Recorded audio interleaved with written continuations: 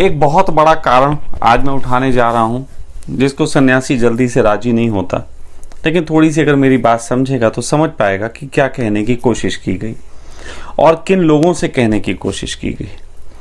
और वो ओशो की देशना की सबसे बड़ा स्तंभ है, और वो है जोरबा द बुद्धा।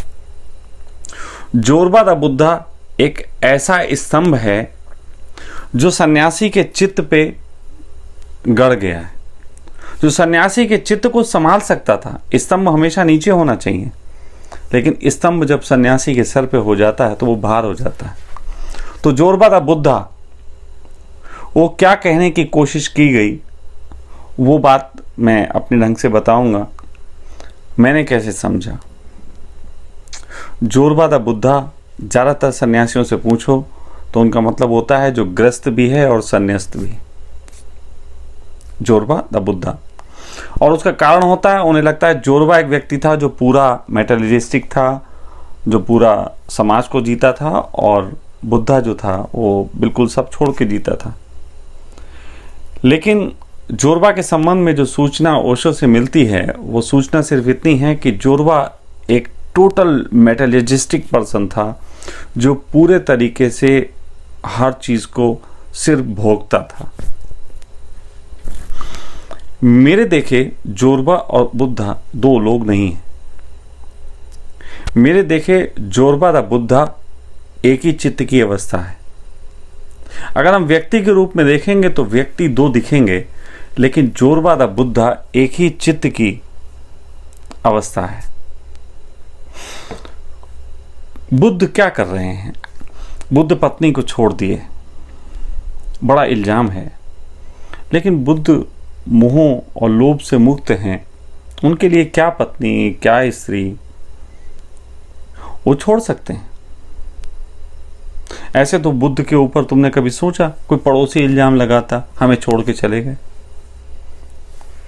पत्नी के बारे में ही कहा जाता है छोड़ के चला गया पत्नी को।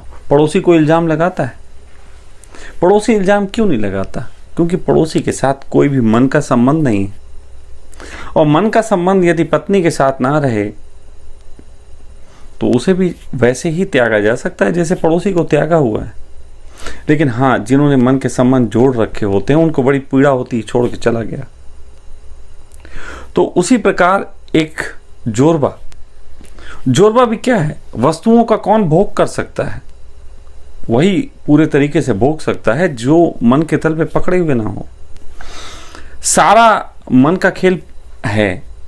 आप इसको अगर समझेंगे तो आप एक कोल्ड ड्रिंक पीते हैं, बोतल फेंक देते हैं, बोतल वापस कर देते हैं, कांच का होता है दुकानदार को वापस कर देते हैं। आप रेस्टोरेंट में खाना खाते हैं, खाना खा लेते हैं, बर्तन वहीं छोड़ आते हैं। आपको उनसे कोई मोह नहीं होता। क्यों नहीं होता? क्योंकि मन आपका वहां से जुड़ा नहीं। लेकिन अगर एक बिल बुक के लिख के आए कि इतने इतने रुपए इसमें प्लेट के भी जोड़े गए हैं, आपका मन जुड़ जाएगा, क्योंकि आपने उसके लिए भुगतान कर दिया। आप जिस चीज के प्रति पेमेंट कर देते हैं वो आप उससे आधिपत्य जोड़ लेते हैं। आधिपत्य जोड़ने का आनंद मन को है, वो मालिक होना चाहता है, और वो मालिक होने के कारण वो उन वस्तुओं का मालिक होके अपने को आनंदित महसूस करता है, और फिर उन वस्तुओं को निकट बना रहना चाहता है। इसी को घर कहते हैं। घर जो हमारे अंदर बैठ गया। मकान तो बाहर है, मकान तो त्यागा जा सकता है। आप दिन में कई बार त्याग के मकान निकलते हैं। मकान को आप दिन में कितनी बार त्यागते हैं, कितनी बार घर वापस जाते हैं। लेकिन घर कर गया हो जो, तो आप बाजार भी चले जाओ मकान छोड़ के, अगर आपके अंदर घर कर गया तो वहां भी याद आती है। तो ऐसे ही जोरबा द बुद्धा जो कहने की कोशिश की, मेरा तो मानना यह है कि दोनों एक ही सिंबल थे, कि मेरा सन्यासी जोरबा द बुद्धा हो। अगर वो संसार में भी हो तो मन के तल पे पकड़ा हुआ ना हो किसी चीज को, पूरा मेटेरियलिस्टिक हो के जी ले, कोई दिक्कत नहीं है, और छोड़ दे तो पूरा छोड़ के जी ले, उसमें भी कोई दिक्कत नहीं है। मैं भी कई बार अपने निकट आने वाले लोगों को कहता हूं कि अगर पूर्णता छोड़ नहीं सकते तो पूर्णता भोग लो। जाओ संसार को भोगो, पूर्णता से भोगो। लेकिन मन के तल पे भोग नहीं पाओगे। मन के तल पे तो भोगने से घबरा जाओगे। मैं तुमसे कहूं कि थोड़ी देर के लिए एक ऐसा एग्जाम्पल दे रहा हूं जो बहुत मुश्किल है समझना, लेकिन फिर भी दे रहा हूं।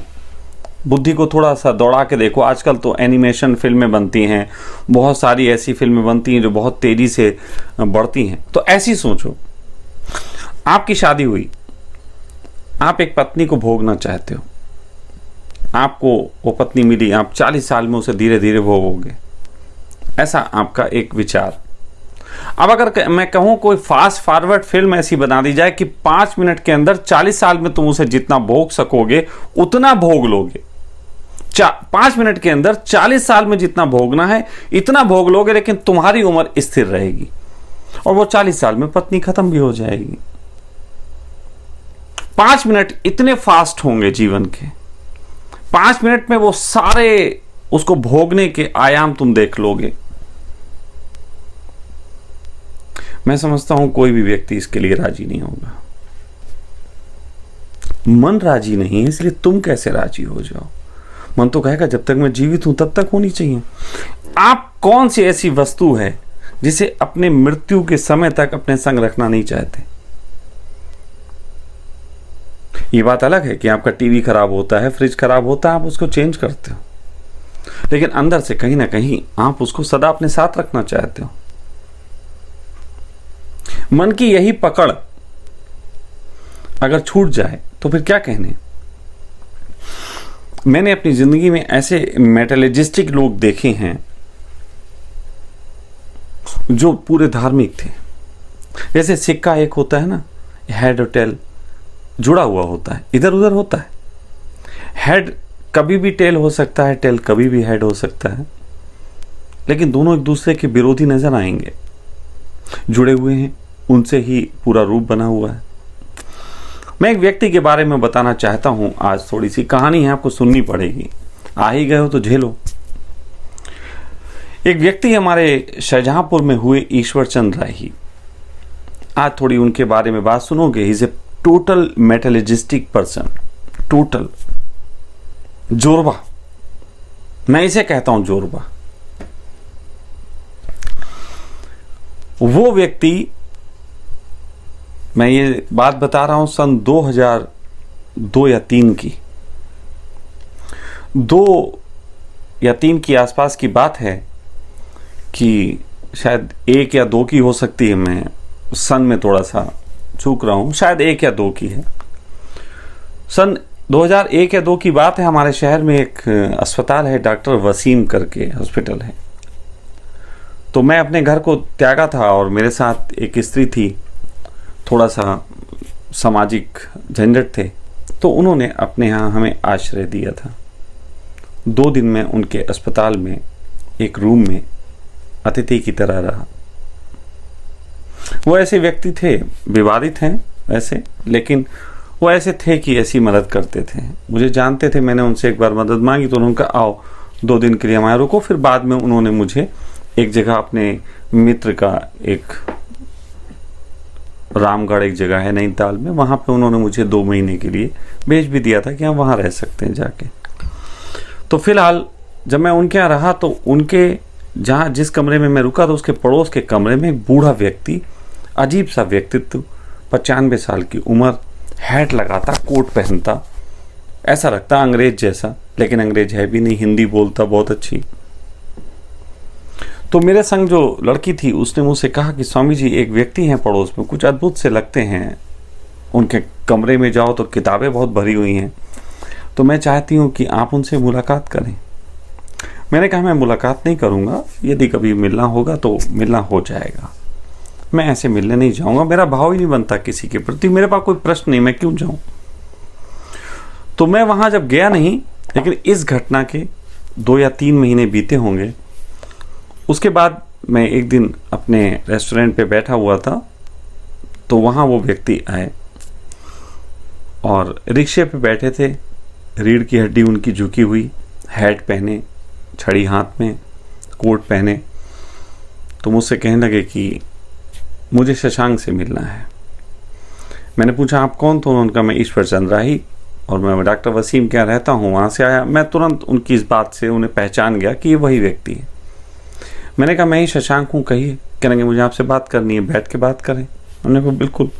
मैंने उनको बैठाला तो उन्होंने मुझसे बात की और उन्होंने अपने आने का प्रयोजन बताया। और वो प्रयोजन ये था कि वो पहले 16 किताबें लिख चुके थे जो कि वर्ल्ड वाइड पब्लिश हुई। वो 17वीं किताब पे काम कर रहे थे जो सेक्स के ऊपर थी। 95 ईयर ओल्ड एक व्यक्ति सेक्स पे किताब लिख रहा है और वो सेक्स पे किताब लिखने के लिए मेरे पास किन्हीं विषयों पे चिंतन के लिए आए थे कि मैंने सुना है तुम्हारे बारे में, तुम खुल के बात करते हो, तुम्हारी बुद्धि का स्तर अच्छा है, तो हम तुमसे चर्चा करेंगे। ठीक है, मैंने कहा ठीक है चर्चा कर सकते हैं। बोले आज चर्चा नहीं करेंगे, आज तो मूवी देखने का मन है। तो मैंने कहा फिर? तो कहेंगे मूवी देखने चलोगे? मैंने कहा चलते हैं। वो 95 ईयर ओल्ड व्यक्ति, शायद इंडियन कोई ऐसा नहीं करता, उसने किया। उसने पहले मार्केट में कोल्ड ड्रिंक खरीदी, चिप्स खरीदे, उसके बाद टॉकीज गया। टॉकीज में टिकट लेने के बाद हम दोनों गए और पूरे 3 घंटे तक, जब तक मूवी चली, हम चिप्स खाते रहे, कोल्ड ड्रिंक पीते रहे। उसने इतनी ले ली थी। बाद में जब उसके बाद में पता लगा कि वो व्यक्ति 8 साल की उम्र में अपना घर त्याग दिया था। 8 साल की उम्र में शाहजहांपुर के गांव से वो छोड़ के निकल गया था और 8 साल की उम्र में फिर वहाँ से जब निकला तो फिर एक रात एक मंदिर में वो जब रुका हुआ था तो उसके साथ वहाँ पे जो मंदिर का पुजारी था उसने उसके साथ दुराचार किया। मूर्ति के सामने दुराचार होता देख के उस लड़के को उस रात जो है वो भगवान से भरोसा उठ गया और पूरे तरीके से वो व्यक्ति उस दिन मेटलिजिस्टिक हो गया। उसके बाद उसने एक लंबी यात्रा की। 2 बार उसने साइकिल से वर्ल्ड टूर किया। 16 किताबें लिखी जिसमें कई किताबें पुरातत्व विभाग में आज भी पाई जाती हैं, मस्ट है पूरे वर्ल्ड में। बहुत शोध किए उसने। राष्ट्रपति पुरस्कार प्राप्त है। हर शहर के डीएम को आदेश था कि अगर उनको कोई ज़रूरत पड़े तो वो उनकी मदद करें, कोई बात कहें तो उनकी बात सुने। उसने शाहजहांपुर के 1-2 गांव में बिजली लगवाई 24 घंटे के अंदर। और वो डॉक्टर वसीम के यहाँ जब रहते थे उसका कारण इतना था कि सिंगापुर जा रहे थे और फ्लाइट पे वो छोड़ने गए थे डॉक्टर वसीम। वहाँ उनकी तबीयत खराब हो गई और उनको जाने का मन नहीं है। तो डॉक्टर वसीम ने कहा आप हमारे यहाँ रहिए। बोले मैं तुम्हारे यहाँ रहूँगा, मेरे खर्चे कौन उठाएगा? डॉक्टर वसीम ने कहा कि मैं खर्चे उठाऊँगा। उसने कहा मेरा खर्चा 5,000 रुपये महीने का है और अगर तुम उठाने का वादा करते हो तो मुझे 1 तारीख को 5,000 रुपये चाहिए। 2 तारीख होगी मैं नाराज हो जाऊंगा। इतने हक से बात करने वाला, टोटल मेटलिजिस्टिक। मैंने उस 95 साल के बूढ़े को एक 16 साल की लड़की के प्रेम में देखा, बल्कि कहना गलत ना होगा 16 साल की लड़की को उसके प्रेम में देखा। ये मैंने अपने जीवन में देखा। उसके साथ जब मेरे समय बीते तो पता लगा वो पूरी मेटलिजिस्टिक बात करता है, कतई कहीं पे उसका लेना देना नहीं। धर्म, भगवान, ध्यान, मोक्ष, किसी चीज से उसका कोई लेना देना नहीं। एक दिन चर्चा करते करते उस व्यक्ति के साथ जब मेरी चर्चा चल रही थी तो उस चर्चा के दौरान मैंने कहीं कृष्ण का जिक्र किया। उसने कहा मुझे क्षमा करें लेकिन कृष्ण कोई नहीं था, कृष्ण केवल कहानी है। तो मैंने उनसे पूछा कि आप खुद एक किताबें लिखते हैं, क्या आप कोई ऐसी बात लिख सकते हैं जिसका विचार आपके मस्तिष्क में ना हो? उन्होंने कहा नहीं, मैं ऐसी कोई बात नहीं लिख सकता जिसका विचार मेरे मस्तिष्क में ना हो। मैंने कहा किसी ने एक महाभारत किताब लिखी होगी तो निश्चित ही कृष्ण का कैरेक्टर भी तो उसके दिमाग में रहा होगा। उन्होंने कहा निश्चित कृष्ण का कैरेक्टर उसके दिमाग में रहा होगा। मैंने कहा मैं उसी कैरेक्टर को कृष्ण कहता हूं। और जब मैंने उनसे ये कहा, उन्होंने मुझसे एक ऐसा वर्ड कहा जो मुझे आज तक याद हो गया। मुझे अंग्रेजी याद नहीं होती लेकिन उनका वो वर्ड याद हुआ। उन्होंने कहा nobody can explain me so clearly. इतने बेहतर ढंग से मुझे कभी किसी ने धर्म समझाया ही नहीं जो तुमने आज समझा दिया। रही होगी किताब, लेकिन उस किताब के अंदर जितना विराट व्यक्तित्व उसका दिखाया गया वो किसी के दिमाग में ही जन्मा था। और यदि दिमाग में कोई कैरेक्टर जन्म सकता है तो वो जीवन में भी यथार्थ उतर सकता है। और वहां से उनके जीवन में एकदम सिक्के का पलट जाना हुआ, जैसे कि हेड टेल हो गया, जोरबा बुद्धा हो गया। और फिर उसके बाद मेरी उनकी आध्यात्मिक चर्चा हुई और मैं आपको बता दूं कि कम समय में ही उनके साथ ऐसा घटा कि शारीरिक अस्वस्थता बढ़ी और उन्होंने मुझे बुला के अंतिम विधि पूछी जिससे वो मर सकें। तो मैंने उन्हें सतारा विधि बताई और उन्होंने सतारा का उपयोग किया और अंतिम वक्त उनके उसी अवस्था में प्राण निकले। मैं उस आदमी को बुद्ध का दर्जा दूं तो भी गलत ना होगा, जोरबा का दर्जा दूं तो भी गलत ना होगा। जोरबा दा बुद्धा एक बहुत सलीके से कही गई बात थी। जैसे कबीर कहते हैं सुरति निरति से मेला करे, अनहद ना जगाए। सुरति या नियति, या तो आप संसार की बात कर लो या संसार से हट के ध्यान की बात कर लो, जिसमें कर लो उसमें पूरे हो जाओ। तो मेरा सन्यासी जोरबा दा बुद्धा होगा, या तो संसार में होगा पूरा होगा, या ध्यान में होगा तो पूरा होगा। लेकिन तुम तो लटक गए, ना तुम ध्यान में पूरे हो ना तुम संसार में पूरे हो। ध्यान में जाते हो, मेरे पास आते हो, तुम्हें चिंता होती पत्नी क्या कहेगी। लोग ध्यान से निकलते हैं, देर नहीं होती और घर में फोन लगा लेते हैं। ध्यान कक्ष से निकल के अगर 100 सन्यासी निकले तो तुम 95 को फोन पे पाओगे। वो लोगों को सूचनाएं दे रहे हैं कि अब क्या है, या फिर सूचनाएं ले रहे हैं कि दुकान पे आज क्या रहा। ऐसे व्यक्ति को तुम कह पाओगे कि बुद्धा? मैं तो नहीं कहता।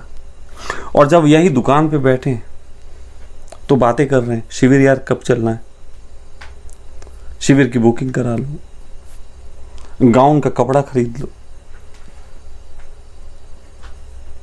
ये हालतें तो ना जोरबा है ना बुद्धा है, कुछ भी तो पूरे नहीं है। सन्यासी जोरबा या बुद्धा होगा, या दोनों एक साथ भी हो सकता है, लेकिन वो एक साथ तुम पहचान नहीं पाओगे। तुम्हारे सामने बैठा जो व्यक्ति बोल रहा है उसे तुम पहचान नहीं पाओगे। मैं वस्तुओं का भोग भी ऐसे करता हूं जैसे इंसानों का करता हूं, इंसानों का भोग भी ऐसे करता हूं जैसे वस्तुओं का करता हूं। मैंने कितनी बार अपनी जमी जमाई व्यवस्था छोड़ के चला गया और मैंने कभी उन वस्तुओं को याद भी नहीं किया जो वस्तुएं थीं। ऐसे कभी कभी जमे जमाए संबंध जो दूसरों को नजर लगते हो, मेरे लिए कोई संबंध नहीं। जो दूसरों को लगते हो संबंध, कब त्याग दिए, कब वो कहां चले गए, मेरी जिंदगी में उनका कोई स्थान नहीं, कोई याद नहीं, कोई स्मृति नहीं। तो ये मुश्किल पड़ेगा तुम्हें समझना। इसको तो तुम फ्रॉड बोलोगे, भ्रष्ट। क्योंकि जब तक कोई किसी प्रेमिका के लिए, पत्नी के लिए रोता ना हो, कैसा पति होगा? क्योंकि तुम्हें रोते पीटते ही अच्छे लगते हैं। मैं अपनी मां से महीनों बात नहीं करता। अपने पिता को मैंने जैसे बताया, कई बार बता चुका हूं कि अग्नि देने नहीं गया। और ना जाने कितने संबंध हैं जो रहे मेरे साथ, छोड़ के चले गए तो उनको दोबारा आवाज दे के नहीं कहा जाओ।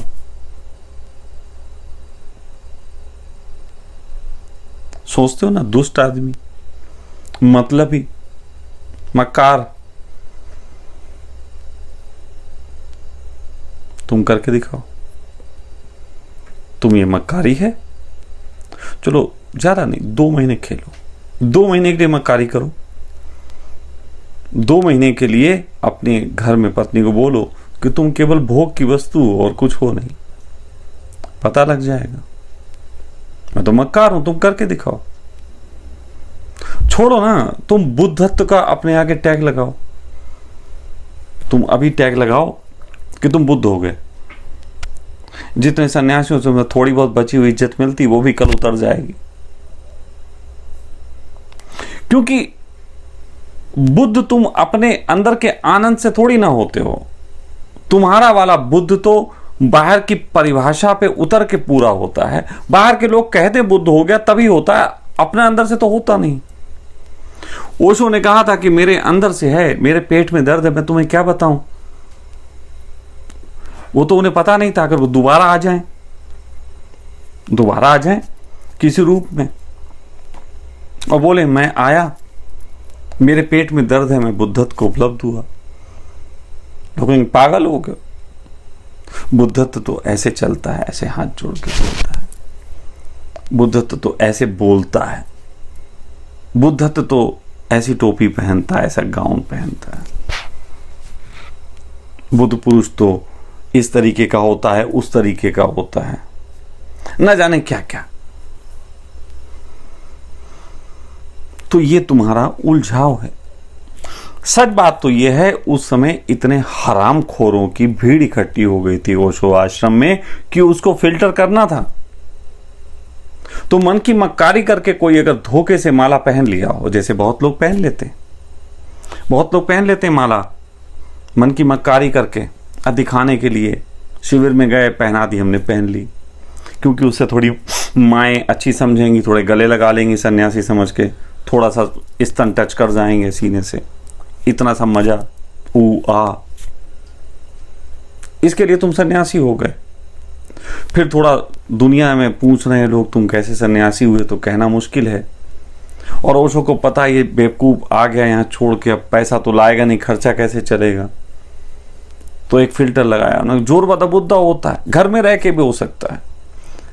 जितने भी हरामखोर थे, जिनको लगता था, जिनको वास्तव में धर्म से कोई लेना देना नहीं, धोखे में पहुंच गए थे, तुरंत अपना टंडीरा लेके और बोले आज कही गुरुजी अच्छी बात, आज आई बेहतर बात समझ में, हम तो वही हैं, हम तो संसार भी जीना चाहते हैं, धर्म भी जीना चाहते हैं। गुरुजी बोले फंसा,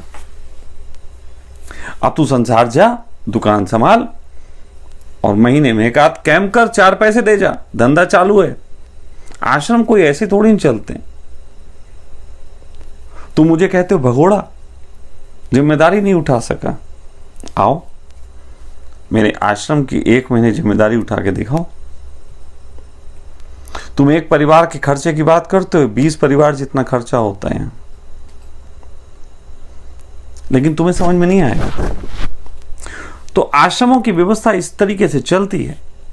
मेरे जैसे थोड़ी ना बेवकूफ आदमी अपने माथे पे बैठा लिया लोगों को, उनका खर्चा उठा रहा।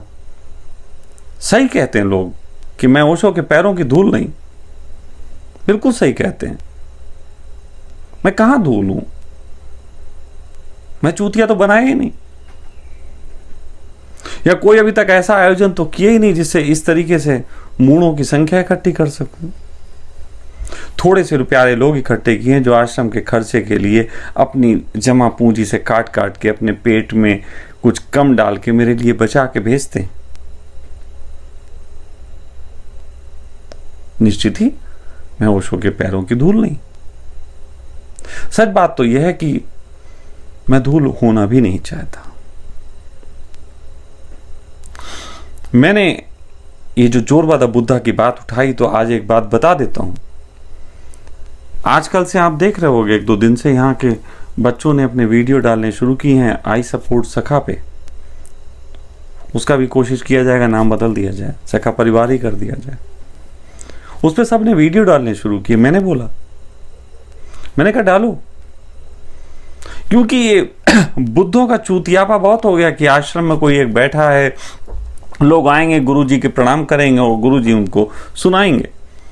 ये परिवार इसलिए थोड़ी ना खड़ा किया था कि मैं यहाँ पे गुरु बन के बैठूंगा और तुम सब यहाँ पे हरे राम हरे कृष्णा करना। परिवार तो इसलिए है कि यहाँ आए लोग तो लोग सीखें, कोई जिजित से सीखे, कोई यहाँ मौलिक से सीखे, कोई नियति से सीखे, कोई दिव्या से सीखे, कोई सीता के पास बैठ के खाना चाहे 1 रोटी। ये कल्पना है। हाँ, इस कल्पना को यथार्थ में उतारने के लिए मैं यथार्थ के जितने प्रयास हो सकते उतने करूंगा। तो मैं चाहता हूं आप सब लोग मेरे कारण यहां सिर्फ ना हो, जो मेरे कारण आए वो भी आ सकता है। ऐसा नहीं है कि मेरे कारण वाले नहीं आएंगे। भाई मेरी भी तो मार्केट वैल्यू रहनी चाहिए थोड़ी बहुत। तो मेरी वजह से जो आते हैं वो मेरी वजह से आए, लेकिन कुछ ऐसे भी आए जो कहें सखा से मिलने की जरूरत नहीं, हम तो बीडी का आनंद देखे तो आ गए, बीडी के फोटोग्राफ में कुछ दिखता था तो आ गए। तो बात होगी तो गरिमा होगी। ये जो चल रही है धर्म के जगत में, सच बात तो ये है कि कोई भी बुद्ध पुरुष जब पैदा होता है बहुत प्यारा होता है, बहुत अच्छा होता है, लेकिन तब उसके पास चालाकियों के ढंग नहीं होते। तुम्हें मालूम है जैसे बच्चा कोमल पैदा होता है, चालाकी के ढंग नहीं होते। ये जगत के दबाव, जगत की जिम्मेदारियां, जगत की जरूरतें इंसान को चालाक बनाती हैं।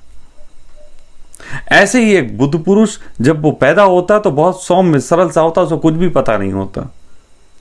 जैसे सीता से कल वीडियो डालने के लिए कहा गया, तो सच बात तो ये सीता तो इतनी अभी तो पैदा हुई, अभी 1.5-2 महीने पहले अगर उसे वीडियो को बोल दिया होता तुम्हारी माँ बहन कर देती, 2 पैक मारती और 2 पैक मार के चढ़ जाती तुम पे, तुम वाह क्या झांसी की रानी वाला वीडियो बोला। लेकिन अभी वो पैदा हुई, माँ जैसी स्थिति, वो भी सरल सी माँ, उसे क्या पता उसके गले में शब्द अटक रहे, कुछ कहा नहीं जा रहा। सच बात तो यह है उसके सामने तुम आओ, वो तुम्हें प्यार से भोजन लगा के कुछ कह देगी, ये तो बात हुई। मुंह से कुछ कह ही नहीं पा रही, लेकिन मैंने कुछ बोल दिया तो चलो प्रेम करती है इसलिए वो कुछ कहने के प्रयास में, क्योंकि मुझे लगता है कहना चाहिए। आप लोग कानों से सुनते हो, मौन कौन सुनेगा? कानों से सुनते हो, इसलिए मैंने बोला चलो कानों से बोलो। फिर कानों से सुनने वाले लोगों में कुछ ऐसे होंगे जो मौन के स्वाद में संग बैठना चाहते होंगे, तो वो भी आ जाएंगे। मैं इतना बड़बड़ करता हूं, 2-4 प्यारे हैं जो उस बड़बड़ के पीछे मेरा मौन सुन लेते हैं, उन्हीं के लिए बोलता हूं। इतनी लंबी चौड़ी बकवास उन्हीं के लिए। तो जोरबादा बुद्धा जो है वो बहुत टेक्निकल चीज है, बहुत बहुत अद्भुत चीज उन्होंने कही। मूर्खों को फिल्टर करना था, ओशो को ये चालाकियां दिखानी थी। इसका मतलब मैं ये नहीं कह रहा हूं ओशो की चालाकी गलत, वो परिस्थितिगत सही है। अगर ऐसे ही आश्रम का निर्माण मैं भी करूं तो कुछ ना कुछ ऐसा मुझे करना पड़ेगा। और मुझे ऐसा नहीं है, सलाहें आती हैं लोगों की, कुछ स्वामी जी इस तरीके की चीजें करो जिससे लोग बने रहें। एक कम से कम एक ऐसा व्यक्ति रख लो कि जो लोगों से संबंध बनाए रखे। मैं तो लोग आते हैं चले जाते, मैं अपनी तरफ से फोन ही नहीं करता, मीठा मीठा हूं ही नहीं। कहते हैं एक कम से कम पीआर रख लो, वो क्या बोलते हैं उसको, ऐसी कुछ होता है पीआर टाइप का, ताकि वो लोगों से संबंध जोड़े रखे। फिर आप शिविरों के लंबे लंबे क्लास दो, बोलो तो 3 महीने बाद नहीं अगर किया तो फिर तुम्हारी बैटरी डिस्चार्ज हो जाएगी, इसलिए फिर आओ। ऐसी बातें करते हैं, मुझे समझाते हैं, मुझे हंसी आती। क्योंकि सच बात यह है कि ऐसी समझ के बाद जो यहाँ पहुंचेंगे वो ध्यान के पात्र तो हैं ही नहीं, तो मैं उनसे ध्यान की बात क्यों करूंगा, कैसे कर पाऊंगा? तो इसलिए जोरबादा बुद्धा मेरी नजर में बिल्कुल व्यर्थ साबित हुआ। उन्होंने जो कहा था वो तुम समझे नहीं, अगर वो समझ जाते तो जोरबा भी तुम्हें बुद्धा की याद दिला देता। लेकिन मैंने इस जोरबादा बुद्धा को ऐसे समझा, वस्तु हो चाहे संबंध, सबके साथ लोभ और भय से मुक्ति वाला मेरा संबंध। ना लोभ है ना भय, और लोभ और भय नहीं है, इसलिए मैं संसार को भी बेहतर जी लेता हूं और जो लोग मेरे साथ होते हैं उनके साथ के अनुभवों को भी।